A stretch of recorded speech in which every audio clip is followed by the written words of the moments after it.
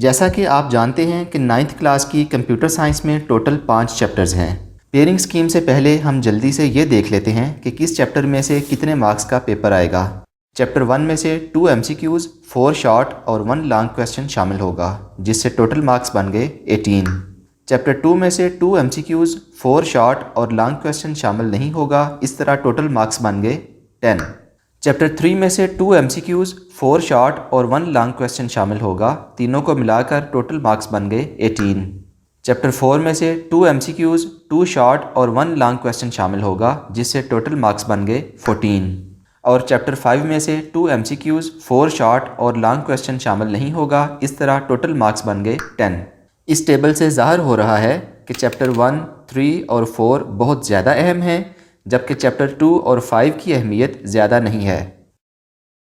9th computer science کا paper total 50 marks کا ہوتا ہے اور اس میں 3 پارٹس ہوتے ہیں۔ پہلا پارٹ آبجیکٹیو یعنی مروزی، دوسرا پارٹ شارٹ کویسچنز اور تیسرا پارٹ لانگ کویسچنز کا ہوتا ہے۔ آبجیکٹیو پارٹ کے کویسچن نمبر 1 میں ہر چیپٹر کے 2 سوالات شامل ہوں گے، جس کا مطلب یہ ہے کہ یہ 10 مارکس کا ہوگا۔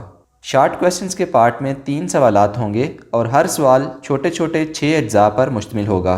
کویسچن نمبر 2 میں 4 اجزاء چیپٹر 1 اور 2 اجزاء چیپٹر 5 میں سے ہوں گے۔ کویسچن نمبر 3 میں 4 اجزاء چیپٹر 2 اور 2 اجزاء چیپٹر 4 میں سے ہوں گے۔ اور کویسچن نمبر 4 میں 4 اجزاء چیپٹر 3 اور 2 اجزاء چیپٹر 5 میں سے ہوں گے۔ ایک اہم بات نوٹ کر لیں کہ آپ نے ہر سوال کے 6 اجزاء میں سے صرف 4 اجزاء ہی حل کرنے ہیں۔ اس طرح تینوں سوالوں کے 8 نمبر ملا کر شارٹ کویسچنز کا پارٹ 24 مارکس کا بن جائے گا۔ لانگ کویسچنز کے پارٹ میں 3 سوالات ہوں گے۔